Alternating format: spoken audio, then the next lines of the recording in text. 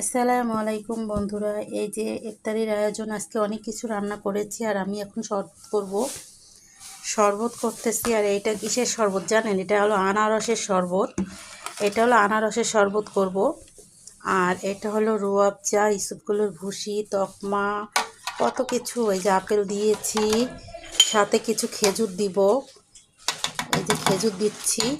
শরবত মানে অনেক সুন্দর করে শরবত বানাবো। আর এটা হলো আনারসের শরবত। আমি সাজাচ্ছি। আমি কি সুন্দর শরবত তৈরি করতেছি দেখেন আপনারা।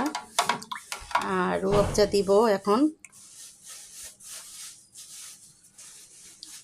বরিশালের মেয়েরা এমন কোনো কিছু নাই যে নাই পারে। এত কিছু রান্না করতেছি আর সামান্য একটা শরবত পারবো না, এটা কোনো কথা?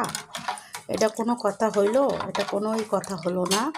তো এই যে আমি এখন শরবত তৈরি করতেছি, যেহেতু রোজার মাস। এতে এখন লেবু দিব, লেবু কেটেছি। শরবতটাই হলো মেন হলো পরাণ ঠান্ডা করার ঠান্ডা ঠান্ডা রুয়াবজা শরবত। কে কে ভালোবাসেন সবাই বলবেন, আমাকে কমেন্ট করবেন। আর এটা হলো আমার, যেহেতু এটা আমি অনেক রকমভাবে দিব, এটা হলো আমার আনারসের শরবত। এটা হচ্ছে আমার আনারসের শরবত। এই যে আমি একটু রুয়াবজা দিচ্ছি। আনারসের শরবতটা এরকমই থাকবে, যে খাবো সবাই মিলে একসাথেই খাওয়া হবে। আর এটা আমার যেহেতু রুয়াবজা আজকে শেষ হয়ে গেছে, আনা হয়েছে মনে হয়। তো এই যে আমার শরবত। মেয়েরা, বরিশালের মেয়েরা এমন কোনো কাজ নেই যে নাই পারে। তো বন্ধুরা, রুয়াবজা না বানাইলে হয়? রোজার মাস যেহেতু। আর বেশি করে স্বামীর এককালে রুয়াবজা খাওয়াইয়া পরানটা ঠান্ডা ঠান্ডা ঠান্ডা বানাই দিমু।